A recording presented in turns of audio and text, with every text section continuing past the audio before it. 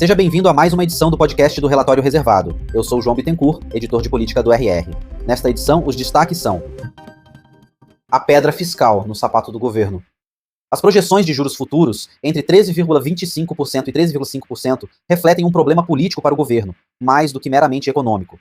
A grande questão é que Lula 3, ao contrário de suas versões 1 e 2, não consegue acalmar, que dirá conquistar, o mercado.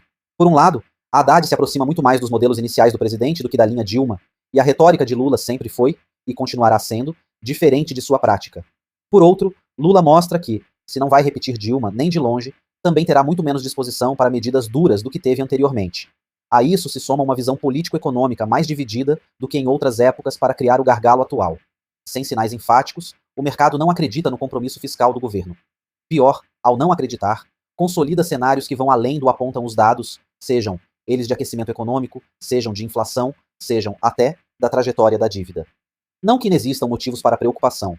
O ponto é que, olhando para os números do IPCA de agosto, ligeiramente abaixo do previsto, bem como para as quedas nos serviços e no comércio, somados à tendência de queda nos juros dos Estados Unidos, a aposta em uma Selic acima dos 13% significa, sobretudo, um problema de credibilidade do governo, que pode ser difícil de solucionar. Isso porque o presidente, muito focado no embate para 2026 e no Congresso, não dá indicações de que topará grandes sacrifícios que contrariem a sua agenda. Vai empoderar Haddad? Sim. Vai aceitar cortes e congelamentos, talvez mais do que se imagine? Também, desde que não caiam como uma bomba sobre o seu eleitorado. Mas não fará nada muito além disso. E porá na mesa de Haddad a necessidade de achar recursos para bancar promessas que avalia como decisivas. Uma delas? A isenção de impostos até a faixa de 5 mil. O ministro não adotará, já deixou claro, nada heterodoxo. E tem chances de emplacar novas vitórias que ajudem bastante a questão fiscal. Só que, se conseguir, quase certamente será pelo lado da arrecadação, o que não reverterá a percepção negativa atual. Crescimento em pauta.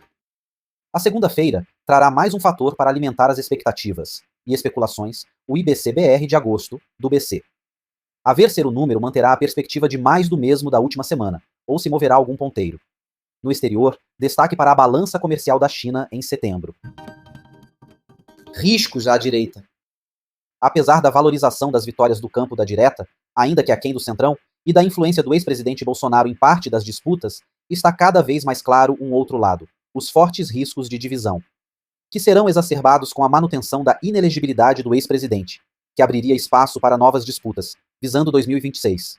Nessa sexta, um novo fator ganha corpo e aponta para embates entre setores ligados ao voto evangélico e à atuação nas redes sociais x-políticos tradicionais, que passaram a compor o núcleo duro de Bolsonaro. É o que revelam as declarações de Ciro Nogueira, ex-ministro da Casa Civil e principal liderança do PP, junto a Arthur Lira, criticando duramente a proximidade do ex-presidente com figuras como Silas Malafaia, que seria não só completamente execrável, como sinal político mais importante, não é líder de coisa nenhuma. Trata-se de mais um capítulo de uma novela que ainda vai render bastante, com resultados indefinidos. A voz que você ouviu nesse podcast foi gerada por inteligência artificial, mas todo o conteúdo escrito foi produzido por jornalistas do Relatório Reservado.